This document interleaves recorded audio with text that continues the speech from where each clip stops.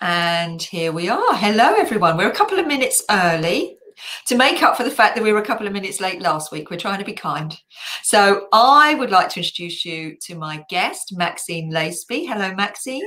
Hello, Leslie. Hello, everybody. Hope you're very well. And you're live from your kitchen. I am live from my kitchen, yes. And if you hear my dog barking, I do apologise. I'm a rescue lurcher that does like to be heard. And also, if your children nip in the background because they've decided they're starving and they have to have their lunch. Yeah. I've banned them from the kitchen till 2 o'clock. So we'll be, as usual, we'll be on live now until 2 o'clock, and hopefully we're live streaming onto Facebook. That link seems to be working now. We did have a few weeks of internet struggles. I think that's the struggle that we're all coping with in lockdown, but lockdown easing. So maybe the struggles will ease a little bit, but don't do anything that puts you or anyone else at risk. Be sensible and think about it for yourself. So hi everyone, everyone's saying hi in the sidebar, and hi everyone on Facebook. So today we're going to be talking about stepping into your own skin at 50, which is obviously a subject particularly close to Maxine's heart. And when I was thinking about this, I was preparing for this session, I thought, how does this look for everyone? You know, not just those who are 50 and plus, but how does this look for everyone? And it's really about stepping into your true potential, and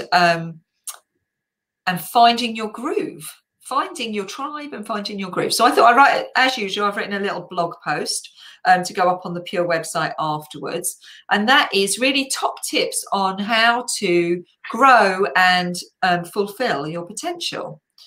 And I've done this talk a lot, especially to children, like 18-year-olds, because obviously they're doing A-level to transitioning into university or their future lives. So it is relevant, a subject relevant to all of us.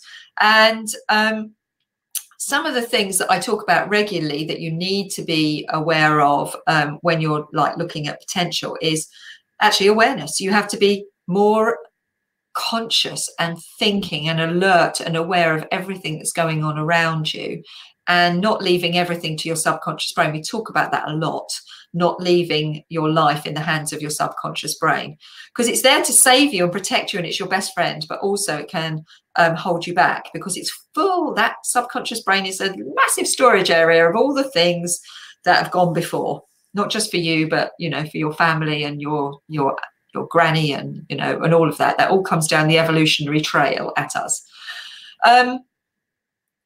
Be aware of your perspective and your attitude, and try and see things from other people's points of view. Again, you know, a regular one that comes up when I'm coaching people is, oh, I can't do that. Well, we can pretty much do anything we want to. It's you won't, or I don't want to now, or yet. The power of yet is wonderful. The Carol Dweck research on the power of yet. We can pretty much do anything we want to if we set our minds to it. But sometimes we don't want to do it yet, or we don't want to do it now. But it's taking a perspective of other, you know, another viewpoint, and seeing things from another viewpoint is a great one to release potential. And it gives you permission to park things and to say, I'm going to work on that. I'm going to do some research. I'm going to think about it, and not make yourself overwhelmed or stressed. So perspective is really important in potential. The next area that I often talk about when I'm with coaching clients is taking responsibility for yourself. And we talked about this last week with Anthony about pursuing your passions, and a great, you know, Pablo Picasso being a great example of that. And make healthy choices. And Maxine and I were just talking about this before we came live on air, about the fact that you've been running. And I've been walking. And I looked at my journal. You all know I love a journal. So I looked at my journal in the beginning, and I was walking 1 mile a week. And now I'm walking 2.5 to 4 miles a day. Brilliant. So, you know, I'm feeling much happier and healthier. And also meditation. I've been doing meditation every day, and that's keeping my well-being and my positive perspective on track, although we all have blips and dips in that. And, you know, I definitely have the odd moment. And it's especially influenced by the people you're with. Now, my husband, as you all know, had the COVID virus, and I had quite a, you know, a period of time when I felt quite down. But I'm feeling quite, I've taken myself in hand, and as a result of me being optimistic and me being positive, the whole house and everyone in the house, even the dog, has been much more upbeat. And so it's very important to be careful about who you mix with. And at the moment, we're not having a choice, but you can have such a positive impact on everyone around you if you adopt a positive mindset and you embed that with things like meditation, which I've definitely done. And the last one is take responsibility for your own choices. And that's, again, we were talking about that earlier. It was we're a democracy, and we're not living in a nanny state. Within the limits and confines of staying home and being safe, there are lots of choices you can make yourself, and it's important to keep making them. You can limit the amount of time you spend on your phone, which I think is a really good one. You can give yourself permission to be content in the now, knowing that it's not going to be forever. You can give yourself permission to be happy. You can manage your time so you don't have to spend all day in pajamas. And I'm going to prove that I'm not today, because I am wearing my special boots that I showed Maxine earlier with the leopard skin heels. Power shoes. They are power shoes. And you can avoid making assumptions. And that's especially important when you're spending a lot of time online, reading content online. Fact check everything you read and be really careful about what you share and repost, because that's a rabbit hole that we can really go down. So I find that I have to be really super careful of that, because if I'm at the end of the day and I'm tired, then I find that I share stuff that I think, oh, that's interesting. Someone might be interested in that. And then someone says to me, that's a spam. And I'm like, fell into that trap again. Don't do it again, Lesley. So I tell myself off. I've got a very good friend in Holland who does love to tell me when I've been trapped in the spam. He does always come on and say, that's another spam, Lesley. So thank you, Paul, for being my fact checker for me. But yeah, so we're going to have a little chatty ramble, as we do, about potential and stepping into your own skin. So my lovely guest, Maxine, who we've all been waiting for, and I've been teasing everyone, going, I will invite Maxine, but I need to get the technology right first. Don't want to embarrass myself in front of someone who I have huge respect for by going, can't hear you. Can't hear you, don't know what you're saying. So gorgeous, beautiful hair and lovely lockdown hair. Lots of hair, loveliness. Maxine, tell us what you've been doing. Tell us how life is in the Laceby household under lockdown and how everything's going at Camp Absolute Collagen. Okay, hi everybody. So nothing's really changed for us, which is really bizarre. So at the moment we work from home, and we have bought a warehouse and offices, but we were due to move in them this month, and obviously we haven't done because of the COVID. So that's just meant that everything's kind of the same. Obviously the staff are all working from home. We've got a great customer service team, and everyone's just getting on with it. And I think, yeah, I mean, what you were saying about keeping upbeat, I mean, that's, you know, I've had to sort of find my rhythm. Yeah, I mean, and as you said about, you know, the effect you have on other people. I mean, I've been absolutely fine with COVID and lockdown. And then come last weekend, I was just thinking, but there's nothing going on. I feel really dull in my life. And then you've got to look round and think to yourself, actually, there's poor kids in high-rise blocks of flats and parents that have got one room between them, 2 children under 5 that can't get out of the house. So I think it's about reminding yourself of how lucky you are. And for me, it's just about finding my rhythm and having no expectation. You know, what will be, will be. We know that. And it's about keeping safe. And for me, it's all about customers. You know, customer service is absolutely something I am very passionate about. And is, you know, we've got a great community. The COVID's enabled us to tap into that a bit more and to support people. So it's just about being supportive. But as far as Absolute Collagen goes, nothing's really changed at the moment. No, it's interesting, isn't it? Because, you know, you work at home with your daughters, don't you? Do they both still live at home? They both still live at home. Darcy, my eldest, she's a director. She's our operations director. Her partner's been living with us for about 3 years now. He's now our financial controller, which is hilarious. Does he have to wear a financial controller outfit, like a black suit? Of course. He did say to me recently, I don't know how you used to do everything. There's so much to do. So I was like, yeah, thank you for recognising that. Everything. Margot is the youngest. She is 21 this year, and she does all the digital content creation. And her partner moved in at lockdown, and poor Joe is now busy packing in the garage because we've had to furlough the packing staff. Yes. So thank gosh we have Joe. And thank goodness for Joe. I'm in there occasionally as well. Thank goodness for Joe and the garage. Yeah, absolutely. I mean, that's the thing, isn't it? I know last year you went on an amazing trip around to India with the girls, and one of them, but not Joe. Did Joe go? Go. So you had a little bit of a glimpse of living intensely with your family. We did. So we raced to, well, Margot, my youngest, and this kind of ties into what the discussion is. So Margot has always been quite shy, and she's never realised how capable she is. So she'll come up against something she thinks she can't do. She'll stop and walk away. And I know she's capable, but we know that life experience teaches you what you can and can't do. So I thought, how can I teach her that she's really, really capable? She just needs to learn it. I thought, I know, I'll hire 2 rickshaws and we'll race them across India. And that's what we did, 1,000 kilometers. We spent a month, mad. So we were all kind of thrown together. And it really was a mixture of slumming it beyond belief, breaking down up to 12 times a day, having to think on your feet. And yeah, I mean, it was amazing. So first of all, Margot is no longer a princess, which is fantastic. Oh, I hope Christy's not watching. She'll be thinking I'm hiring rickshaws tomorrow. No, it was amazing. And I love India anyway. And secondly, we kind of had that experience of living very intimately and putting up with each other, because that's essentially what we're having to do, isn't it? Put up with each other.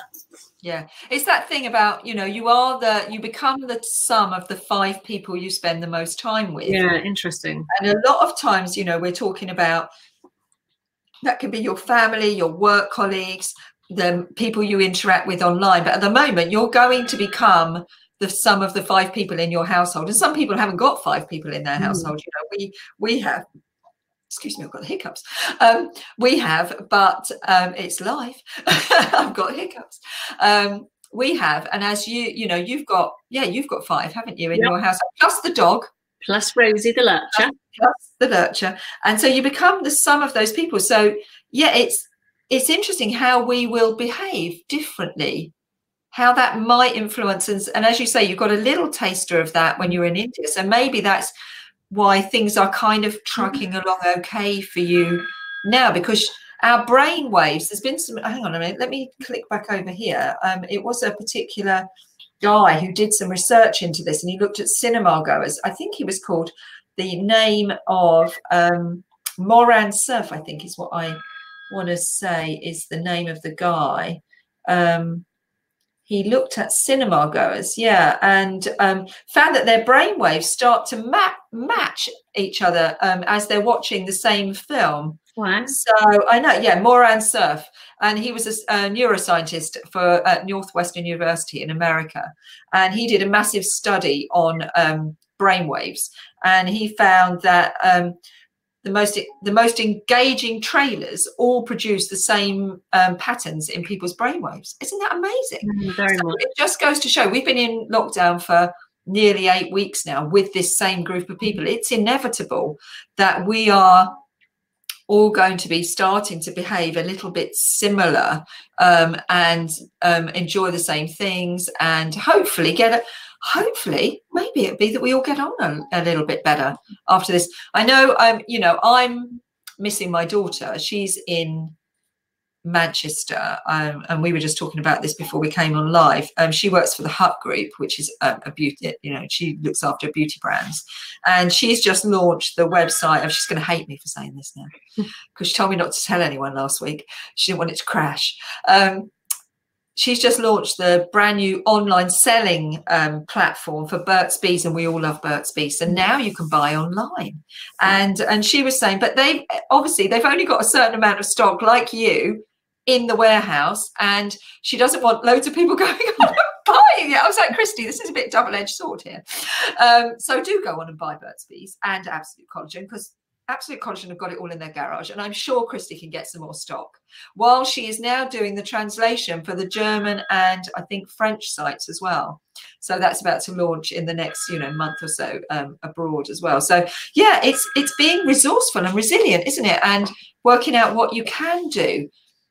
Again, that the power of, yeah. And I think that's, you know, amazing that I was so in awe, and I think Christy was slightly terrified that, knowing how much I respect you, that the next thing she was going to be presented with was not a trip to Fortnum and Mason, but was a trip to India in a rickshaw. You know, I recommend it to anybody.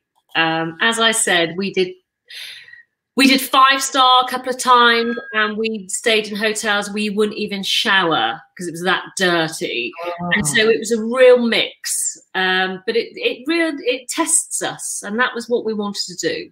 And you've seen a change in her. Oh, 100%. And in her confidence as well. Have you seen any change in yourself? You know, has it challenged any of your own belief systems? No, I don't think so. They might have a different opinion of that. I mean, I just love traveling. I love experiencing other cultures. I love doing it at grassroots level. I love pushing myself physically and mentally, seeing what I'm capable of.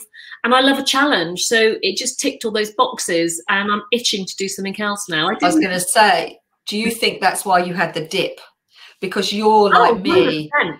Yeah, you're like me. I see everything as an opportunity. I'm always busy. I'm always looking for the next challenge. Oh, yeah. Oh, slightly disappeared there. She came back again.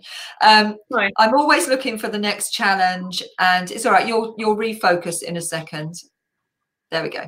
I'm always looking for the next challenge, and that's very much your personality, isn't it? You're always driving forward to find the next thing. Yeah. So maybe that's what caused the little dips when you think, oh, I'm boring. I haven't done anything new. Yeah, I mean, don't get me wrong. My personal life is beautifully uneventful, and that's the way I like it. You know, my personal life is pretty horizontal, but I quite like it that way. I have a very easy personal life, but I do love the outdoors. I do love adventure, and I just love, like I say, physically and mentally and emotionally pushing myself. I like to do something once a year that completely puts me out of my comfort zone. So what I was going to do this year, and obviously I haven't done, is I was going to do the Mongol Rally. Wow. So I was going to do it on my own. And so the Mongol Rally is, you buy a car, it has to be under £1,000, has to be over 10 years old, under 1,000 cc. And you start, I think it was starting in Barcelona. They hadn't released the start, and you end up in Mongolia. And it literally is 6 weeks, by any means, see you at the end. And I wanted to do it, and I was doing it, and I wanted to do it on my own. And what I planned on doing, and this probably sounds a little bit, who the hell do you think you are? But I wanted to invite people that had an impact on my life in some way, be it 50 years ago or 50 days ago, and invite them to different stages of my journey. And that's what I do it next year. But yeah, that's what I love doing. That sounds so exciting. Yeah, that sounds.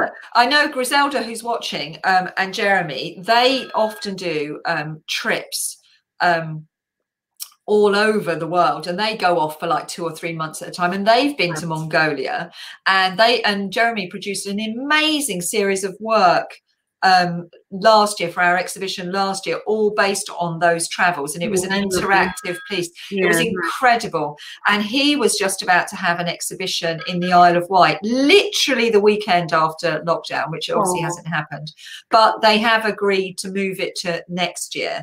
So that will be happening at the museum called Dimbola on the Isle of Wight, and that will all be Yeah. Have you heard of Dimbola? I have, yeah. Yeah. So that was happening there with 2 other artists. And so that will happen same time. So beginning of April 2021. I was thrilled for him that they agreed to push it, because that's one of the things that I felt so sad for a lot of artists. You know, they work up to a deadline, and then all of a sudden all the deadlines were pulled.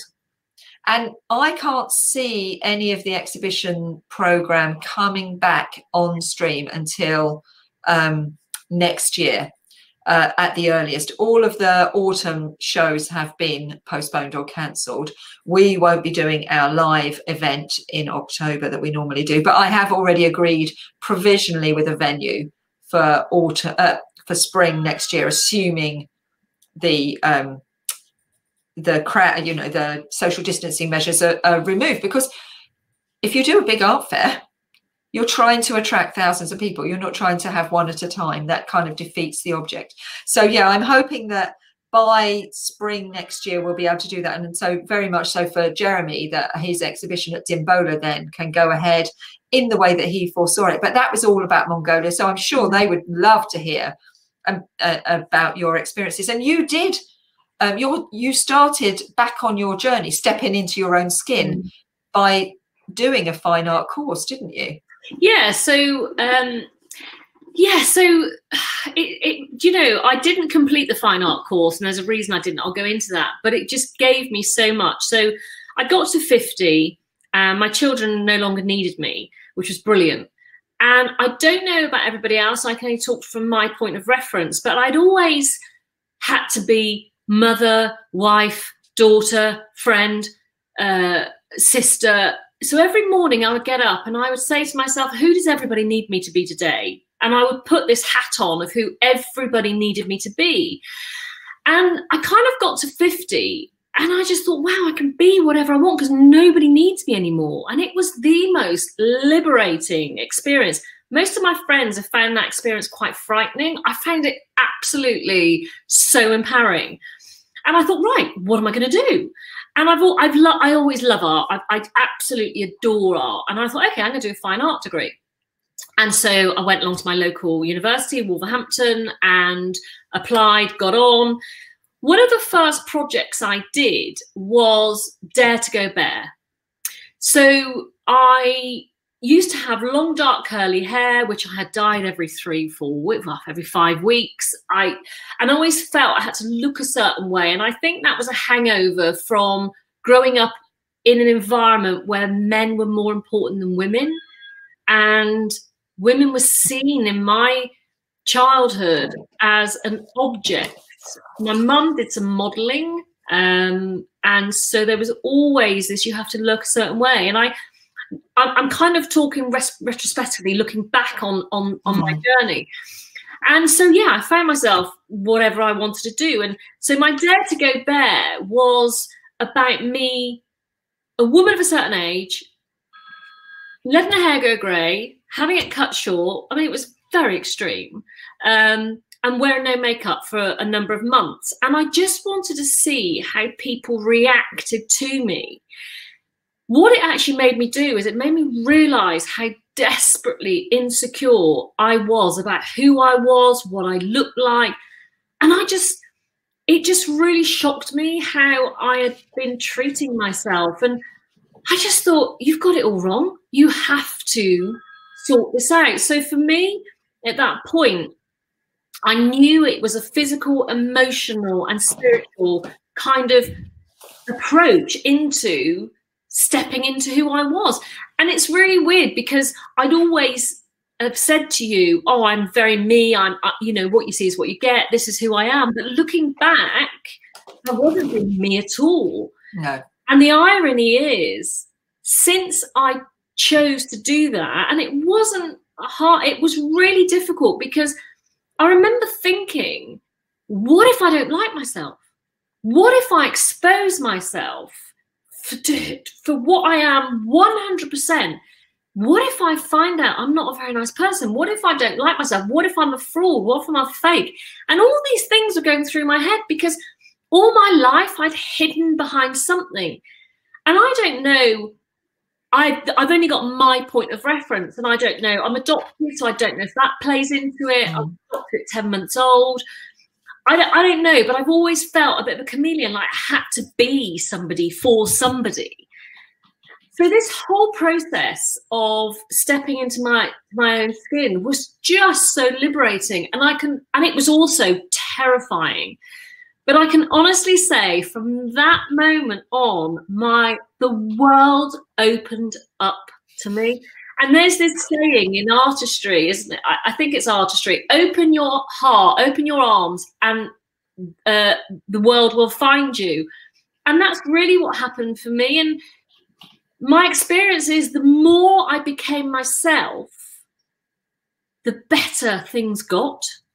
Yeah, it's about being in alignment, isn't it? Sorry? It's about being in alignment with yourself. But I didn't realise I was unaligned. That's funny. I really didn't. I don't think many of us do until we stop performing. Yeah, and it was performing. It really was. And part of that journey was being completely on my own. I've been single for 5 years, happily single, but I needed to be. I needed to go through this on my own to find exactly who I am, who I was, who I'm meant to be, what I stand for, my values, my beliefs. And again, I don't know if it's being adopted, but I adopt other people's values. You know, so when I met my ex-husband, I stepped into his life and lived his life. Forget mine, I'm living yours. And I don't know if I see quite a lot of people do that. And I don't know if it's a woman of a certain age, when you're born does impact how you are, the person you become. And so, yeah, it's been so liberating. And as I said, incredibly frightening at the time. But yeah, since I made that decision to be me completely, everything's kind of happened. It's amazing. I definitely recognize that whole, like, the performance thing, being of the same generation of, like, I went into the city and and at Coca-Cola, I definitely had to perform a version of me that suited what society and the industry wanted. In order for me to be able to achieve what I wanted to achieve, I had to perform me. And I definitely recognize that the minute I decided, no, I'm done with this. This is horrible. I feel ill all the time. I'm stressed. Because I'm not being honest and true. And I found, as I've stepped into me, people say, oh, I'm so drawn to your confidence. And I'm like, well, I don't feel confident. I'm just being me. Absolutely. I'm just being me. And I'm being an honest, true version of me. I am ethical. I am kind. That's who I am. Yeah. And every decision I make is based on the fact that I would want to be kind in my interactions. I wouldn't want to do something that was a disservice to anyone else. And I hope that honesty and that integrity, which I feel very much from you whenever I'm in your company, is something that I also, live my true life by. And when I'm working with my clients and when I'm meditating, I have to say, has been a game changer for me. Do you meditate? Do you meditate? Well, I say no. So I always thought meditation was this really complex thing. You had to get into this moment. But what I've kind of discovered is meditation can be as simple as, when I'm washing up, I'm present. I'm just washing up. I'm sat on my kitchen now, and I've got a wonderful view. And so if I'm doing something, I just try and be present with what I'm doing.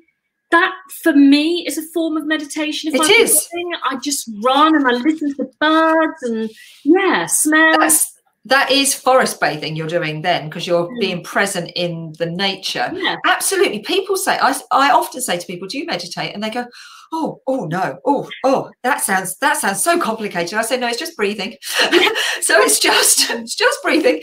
So and you do that anyway regularly. Your body does that for you. There are meditation practices, and during this period of lockdown, I've run a couple of guided meditations for groups and for one-to-one people as well, to introduce them to it, because it helps when you've got limited distractions. You can form a new habit. And quite a few people have said, I'm really resistant to it. And then when they've gone through the 21 days of doing, I particularly like the Deepak Chakra 21-day abundance meditation. When you take yourself through the 21 days, at the end of it, absolutely to a man, they say that has been life-changing, because I realize I'm doing meditation anyway. Yeah. I'm actually meditating as part of my normal life. And it's just being, as you say, present inside yourself for a period of time, just being, looking at and thinking about yourself and going in and hearing all those things that you can't hear normally because it's too noisy. Whether it's noise from outside, literal noise, or whether it's noise, you know, those, like you just said, all those old stuff coming up in your head. And I think, you know, talk about art is a form of meditation, you know, because you're being present, you're expressing yourself. And I find, and it might sound really weird, but I find my business kind of a form of meditation and a form of art, because I'm able to express myself, my values, somebody said to me the other day, you know, if you died tomorrow, what do you want to be known as? I want to be known, and I had to think about this, but I would love to be known as a person with integrity. Yeah. That comes through every single thing I do, no matter what. And like you, you know, life is actually quite simple. You know, I just want to be a good person, to do the right thing, to take people into consideration. I want to steer my children in the way, you know, I always say my role as a mother is to prepare my children to live without me. End of story. But I need to make sure that they are given the right tools. I need to make sure, because they both work in the business, that the integrity is absolutely key to what we do, because we all need to sleep at night. And I just find doing the right thing is it's just in me. It's just, I don't know. I think people battle with it, and it makes life so simple. It really does. Yeah, if you're living your life and making your decisions from this ethical base all the time, I always say you have to, when we're doing coaching and we're like planning and everything, you know, find your why, find the thing that you can check everything against. Yeah. What are you referencing that decision against? And I'm often asked what my why is, and my why is very similar to yours. It's, I just want to make this a better life experience for everyone who I interact with. So everyone who comes into contact with me, I want them to leave thinking, oh, I had a nice experience and I feel better. My why is definitely, without no shadow of a doubt, my children. 100%. You know, as I said, I just need them, you know, I want to provide them with every single tool they need in order to go through life independently. And if they want to ask for help, they can. They have a choice. And it really is that simple for me, you know, which is why the why is definitely my children. Yeah, the choices that's the thing, isn't it? Making sure that all the time you say you have a choice. Yep. Nothing is predestined, pre-programmed. You always have a choice, and doing nothing is also a choice. You've made a decision. I think also, you know, I am very lucky in the sense of, you know, a lot of your integrity, your values and your morals come from, you know, how you were brought up. My parents were incredibly simple people in a beautiful, beautiful way. My dad, and I love this story, neither of them are here now, but my dad was a bus driver for quite a period of time. And the only thing my dad ever did slightly wrong in his whole life, and he used to love it, was drive the bus a couple of miles per hour faster so he had time for a fag. The simplicity of that is so beautiful. My mum was illiterate. She fostered 28 children. I was the last one. Like I say, she adopted me. And again, she was incredibly simple, but I mean simple in a beautiful, pure way. And I often say to people, you know, if there's something you don't like about yourself, you can change it. Fortunately for me, I believe my morals and my integrity is based on a good kind of barometer. And I guess what I'm saying is, if you were brought up in a way that isn't to your liking, change. You can change. Absolutely.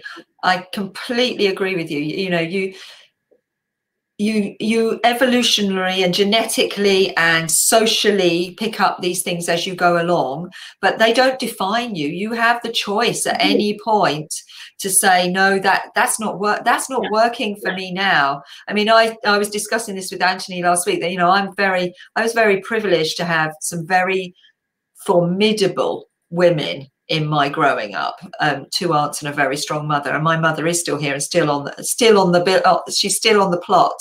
She's still, you know, here, lives with us, and influences how I think. And also, you know, when I met Paul, his mother as well, incredibly intelligent and powerful woman that, you know, also had a massive impact on me, because I've, you know, known Paul since I was 18 years old. But there have come along the time and I thought, hang on a minute, that's not serving me very well now. That, you know, being always wanting to break the barriers down. I always, you know, I don't need to do that anymore. I don't need to be constantly hitting. I've done my bit. I've got as far as I need to do personally with this barrier breaking. You know, I do see I want to still challenge some barriers within the art world, but I don't need it to be my mantra.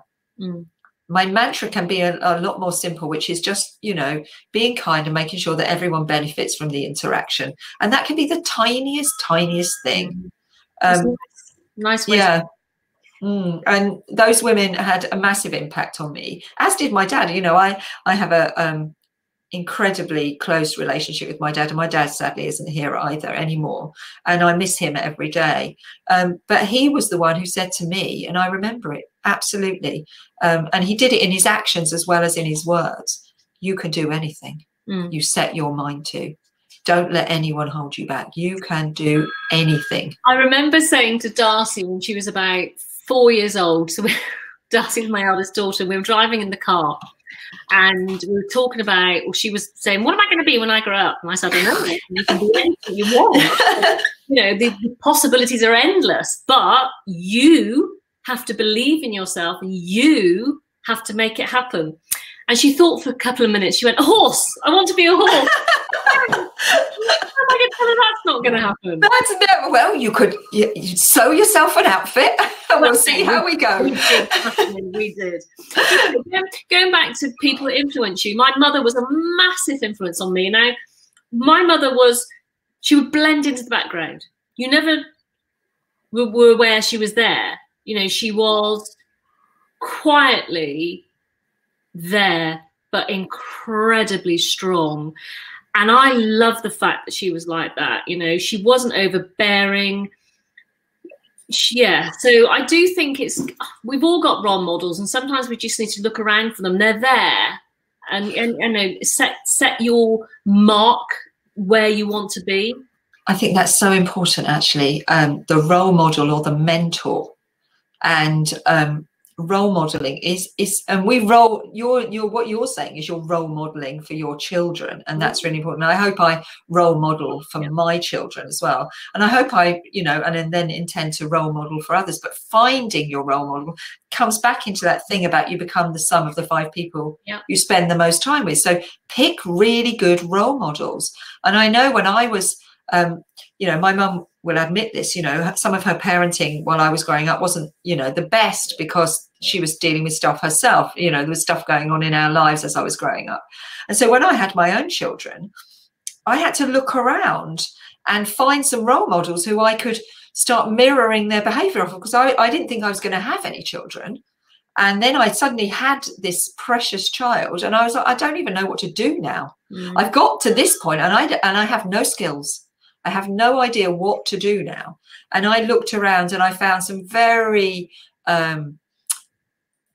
wonderful girlfriends who had children slightly older than me, than mine was, or had just had a child, and I watched them, and I watched their mothers parenting them, parenting their children. And my mum was sadly not able to do that at that time, because my dad was very sick when I had, and then he died just before I had Charlie.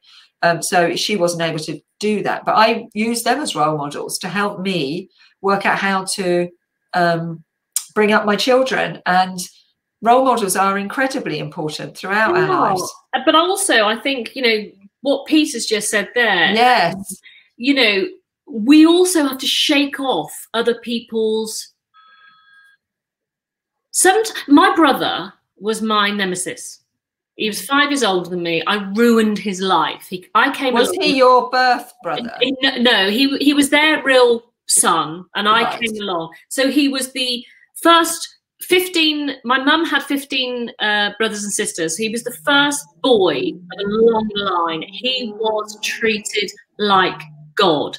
I came along, and it was like, who is this? And throughout my life, my brother put me down totally. And I don't blame him for it, because he has his own issues. Mm. But I carried that. I carried that for so long, thinking, I'm not, you know, I'm nobody. My brother thinks I'm nobody. And, you know, it was so horrible to me as a child, because I'd follow him everywhere, you know. But it's also shaking off that other people, what other people see in you often isn't you. And, you know, if they... My brother was so horrible to me, and I carried that around for so long, thinking I was unworthy, thinking I was nothing. You know, I'm not saying I'm better than anyone else, but I had to shake that off. But like I say, I don't blame him, because he had stuff going on too. We all do the best we can with what we have at the time, and very much it's about self-interest. So he will be 99% of the time we're acting out of self-interest. So he would have been doing what served him. Absolutely. Without any thought. I think that's one of the biggest things to learn. And I think that's a Churchill quote that I can't remember off the top of my head, but it's like, you suddenly at 40, you're concerned, you know, or 30, you're concerned about what everyone thinks about you. 40, you don't care. And at 50 or 60, you realize that they weren't thinking about you at all. They weren't even thinking about you. You hadn't even entered. And that is really interesting, because one of the things I had to do was get out my own way. Yeah. I was constantly in my way, and I had to get out my way. Yeah, definitely. Yeah, it is. You have to get out of your own way. And that comes to you at a point, and it's different for everyone. For me, it was definitely at 40. I suddenly thought, I'm not doing this anymore. I'm not performing. I'm not going to be the perfect mother. I'm not going to be, you know, the perfect wife. I'm not going to be the perfect child. I'm going to be me. Yeah, and I'm just going to do me the best I can do it. And if people don't like that, then they'll leave. And the people, that's fine. You know, you were saying about, you know, be careful who you spend your time with. I went through a period when I probably, just before, probably the same time, maybe about 50, when I did my art degree and everything changed for me, I realized there were some friends I was carrying around like boulders. Yeah. Because they'd been part of my life for so long. They were habits. And they probably felt the same about me. And I just looked and thought, why do I spend time with that person? And it's because I've known them since I was 8 or whatever. Yeah. Actually, I don't know that we serve each other any purpose anymore. Yeah. And that sounds quite harsh. And I just literally cut the ties with quite a few people. And hey, I bet a lot of them went, thank God she's gone. I'm not saying you know. I exhausted people. You know? I could feel myself sometimes sending the vacuum out the room, you know, just by walking into it. And do you know what? That's okay. Some people are in our lives for a period of time, and you know, our paths cross. We you know, we might not see each other for a while, you know, and you don't have to be in each other's lives like constantly. I think that's pretty unhealthy, personally. Yeah, I totally agree. It's just like at the point where let them go. Yeah, let them be free. I know that. I mean, I have 2 girlfriends who I've known literally since the day I was born, and I love them. But I don't spend. One of them lives in Adelaide in Australia, and you know, how would our lives have been different if she'd been here? You know, we speak once or twice a year. We meet at funerals. You know, and hopefully that's not too frequent. Sadly, it has been over the last few years, but you know, hopefully not too frequent. And then I have another girlfriend who I've known all my life, and I know I was looked after a lot by her parents, and so I see her. But then, you know, I can look back and I can see there are groups of people along the way that I now no longer have contact with, and that's okay. But I have fabulous friends now. And the thing that is resonating with me in this conversation is just before we came on air that no one else heard was Maxine said to me, oh, I had a bit of a dip at the weekend because I realized I was chatting to my friends on Zoom and I thought, got nothing to say, I'm so dull. And I'm like, we've just spoken for 45 minutes and hopefully everyone's loving it. And from the comments, everyone's loving the conversation. You have so much to give, my darling. You have so much to give to the world that, you know, don't ever dull yourself down and say that you're dull and you've got nothing to say. Sometimes it is just the people you're talking to. Yeah, it is. Maybe, you know, think about that group of friends, and I'm sure they're delightful. And I know, you know, my friends, I in one of my journals, I've been keeping a list of who rings me and who I've been contacting, and I've been having marvelous off the wall conversations with people, that interesting conversation that I never thought I'd have. But it just brings up different things when you're in a different situation, and you can bring up some controversial topics. Like I say, I've introduced this meditation to some of my friends and they've gone, you're always pushing me. You're the one who makes me feel awkward. And I'm like, that's my job. Isn't it just lovely to be able to embrace yourself? Yeah. I think it's just so wonderful. And part of my journey, there are still things that I'm working on. I trust issues I have when it comes to the opposite sex, and I don't know if I can't see myself getting in a relationship. And you know, when I've been married twice, this is quite sad actually. So my first husband, who was the love of my life, I left him just in case he hurt me. Oh God. I know, isn't that awful? Oh God. And my second husband, who I thought treated me quite badly, when I actually reflect, he never had me. I've never, ever given myself to anybody. And that's a working process. I don't know if I ever will be able to be honest with you. And that's something I really am trying to work on. How, you know, if I'm going to enter a relationship the next few years, how am I going to do that? Because it's very selfish to keep some of yourself back. And I know why I do it. I do it to protect myself. I know that. But it's also very selfish. So when I did finally leave my second husband and thought, oh my God, he treated me so badly, I had to look at myself and go, actually, Maxine, he never had you. Yeah. So he was deprived of having you completely. So I think the work on I think for me, the work on myself is always ongoing. That's interesting. So thinking about that, you know, thinking about having another relationship, are there other things in your life that when you look back, you think, I might revisit that, or I might not ever revisit that? Like the degree that you started, like the friends. I would love, you know, my plan is, I mean, I'm loving the business. I love what I do. You know, I just, you know, it's very creative, isn't it? There's a lot of creativity. Very creative. And I was thinking about that before this conversation, how creative it is, because I'm creating a brand. I've created a brand. I've created a product in my kitchen. I'm creating a community. I'm creating a voice, you know, for other women and other men too. And that's very empowering. But, you know, we're talking to investors at the moment. I am, whether we do a part investment, whether we sell out, we're looking at all our options. And I'm probably going to go for part investment because I love what I do. And I've got a very young, hungry team. And one day I would love to go back and finish my fine art. Would you? I loved it. I loved everything about it. Everything. Could you imagine? So from the Dare to Go Bare came Absolute Collagen. I know. I wonder, and you only did one project. I did a couple of projects, but that was a biggie. If you go back and do it, I wonder what would come.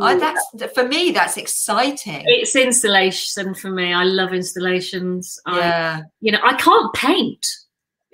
If you told me you can't yet. Well, I can, I can't. So, or you won't. If you said, "Oh, paint me," I wouldn't know where to start. You know.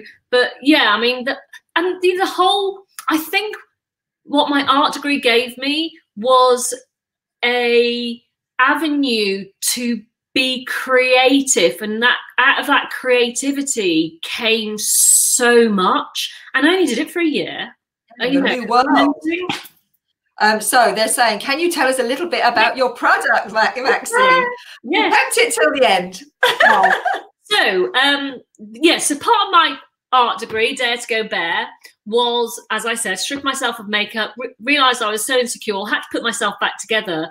And as I said, that was kind of a process of spiritual, physical, and mental and emotional. On the physical side, I'd started making my own bone broth and drinking it. And I just had the most amazing sense of well-being. My skin was shiny, my hair was glowing, and even the whites of my eyes were really white. And I was like, whoa, what's going on? Lots and lots and lots of research later, I realized it was the collagen that was in the bone broth that was having this amazing effect on me. So I created Absolute Collagen. Ta-da! So Absolute Collagen, so I asked myself, what did I want? I wanted the finest ingredients. I wanted the maximum dose my body needed. I wanted the minimum 100% natural ingredients. I wanted it ready mixed. I wanted it great for travel, and I did not want to pay a lot of money for it. And that's what I created, Absolute Collagen. I created it in my kitchen here. I was literally cooking up pig's feet and pig's trotters and chicken feet. Oh. Now, obviously, we buy in hydrolyzed marine collagen. So I've done lots of research, and marine collagen has a better bioavailability, meaning the way your body breaks it down is far superior. I knew I wanted it liquid. Tablets can be filled with fillers and binders. Also, your body absorbs tablets in the stomach. So your stomach acid can sometimes damage them. So I wanted it to be liquid because it absorbs higher up and is far better for you. You absorb it quicker. Most brands, I only discovered this after I've been trading for about a year. Most brands put in the minimum required in order to make the claim. So that is 5 grams of collagen. We put the maximum your body needs in order to make a difference. And I saw a question earlier, somebody was saying, is there certain type of amount of collagen for certain ages? So when you get to about 25, your collagen levels start depleting, and that is nothing you can do about that. That happens. And then what happens is your skin goes wrinkly, you get sagging, you get aches and pains, your hair might go thin, you can't bend. You look at a 5-year-old, they can almost bend in half. So that is collagen, all of that. Even your gums are collagen, your organs are collagen, your brain, your stomach. And so collagen really, really is key to absolutely everything about you. And so when you put it back in your body, so at 25, your collagen levels start depleting. And I think when women get to about 50, we've lost like 30% of our collagen. It's ridiculous. Sorry. When you put it into your body, so you take it eternally, you drink it, and this is where the absolute magic happens. It gets ingested into the bloodstream. Now, collagen is a protein, so it should not get ingested into the bloodstream. But the collagen we use, and this is why we use a specific kind of collagen, has undergone a process of hydrolyzation. That means it's been broken down to such tiny particles that it does get absorbed. So it gets absorbed into the bloodstream, and then it's attracted to the fibroblasts that sit under the skin, and they're responsible for creating collagen. So not only does it put the collagen back in, it stimulates them and wakes them up and says create collagen. And then what you'll get is this kind of dewiness to your skin. I mean, it's just incredible. It really is. And as I said, there's so much more benefits. Your brain, they prescribe collagen for a leaky gut, which is very Western. So what happens? People say to me, how long does it take to work? That depends. So your body is an amazingly incredible thing. So what it will do, when you start taking the collagen, it will send it to the part of your body needs most. So for me, it was probably my stomach. I love sweet things. I overeat chocolate. So I've got a very Western diet, or I did have. So it was probably my stomach. So it goes to the part of body where it needs the most. Once it's repaired that, it then goes to your skin, into other parts of your body. So some people will get results in 3 days. And that also, if they're incredibly in tune with their body, some might take 16 weeks. And if you go onto our website, you'll see we've got over 1,500 reviews. You know, our customers are so important to us. We've got such an engaged audience. And so, yeah, so that's the product. You won't find us in shops. We're a direct consumer brand. And that's because I wanted to manage the consumer experience. I wanted to make sure from the moment they clicked onto us that they were completely looked after. And you'll see that on our reviews as well. We get so many positive comments about our customer service. So that I launched in May 17 with that one, which is the ladies. The men were buying it. And so I created the men's, and it's exactly the same formula. It's just a man. We have undergone we've just rebranded. The woman's used to have a face on, it doesn't anymore, and the men's is currently being changed, and that's it. So that's the product. And yeah, I mean, we are one of the fastest direct consumer brands in the UK. So not surprising based on the fabulous product, and also, you know, the way you manage the marketing and the way that it's so in tune with now. And I saw yesterday you've been nominated as a finalist Entrepreneur of the Year in Woman and Home Amazing Woman Awards. I know. And for somebody, I gave up work at 25. I can't even tell you I had a career. I didn't. I gave up work to become a stay-at-home mum. I had 2 stepchildren, and I loved being a stay-at-home mum. So I can't even tell you that I had experience. I just got on with the job in hand. And everybody says to me, how the hell did you get this from your kitchen to where it is now? I mean, we turn over £10 million in 3 years. First of all, I always say my point of reference is the product works. I would never have launched it had it not worked. And secondly, I am the product. So my morals, my values, my integrity, that is so key to the product. When I first started, I was told I was too cheap, and I had to be I could put £10 a box on every box of that. Why aren't you? And I had to really, really look at this. And what that came down to, and it took me quite a while to realise why is it, Maxine, you will not put the price of that box up when you can? It was because I was that 6 to 8, 9, 10-year-old little girl walking around the shops with my mum, who was on the breadline her whole life, wondering why my mum could not afford the products other women could. So to me, I don't think beauty should be pocket deep.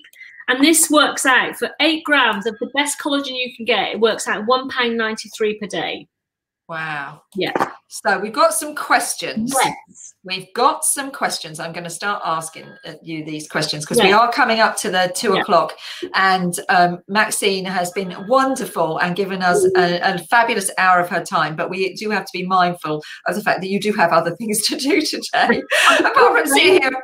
I love it though. I love it when we talk. I could talk to you for hours. I love chatting to you. You know I do. So the first question was copied from Griselda Bear. Do you have any information yet on whether different quantities of collagen are required by different people, perhaps depending on age or size or something else? Yeah. So when I started, I looked, I did lots of research, spoke to lots of scientists, and they said the average person needs about 7 to 8 grams of collagen a day to make a difference, which is why we've got 8 grams of collagen in each. We are looking at creating a supplement for a lot younger. So both my children take it, but they're all about preventative. So they need slightly less collagen, although we're working with Birmingham University on that. So at the moment, we're not sure if they do. We think they need about the same as us. So 8 grams is about what you need per day. Okay. Brilliant. So let's say done answering that. So the next one is from Edith. Will you ever be changing the way collagen is packaged? So in the little, I've been using it since the Pure evening, so the Trailblazers evening last year, and it really does work, but please can you think about removing all the plastic? Yeah, so this is something we absolutely comes up I say 3 times a week. So when I first started, my ethos was beauty should be pocket deep.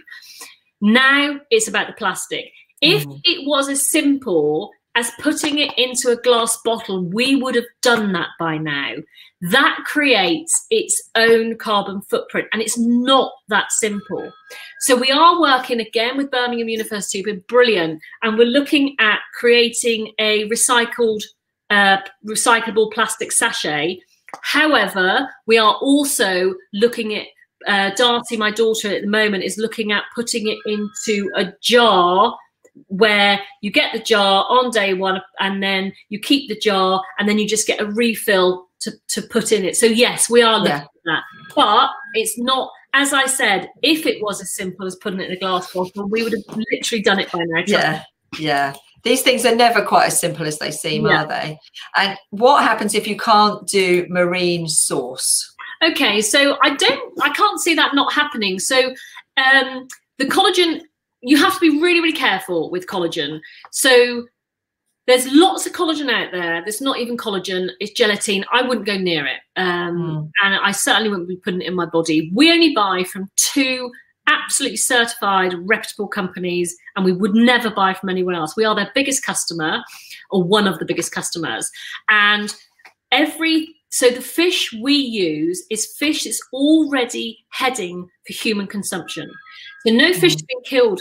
We also can tell you the exact lake, the exact time. We can tell you everything about that fish.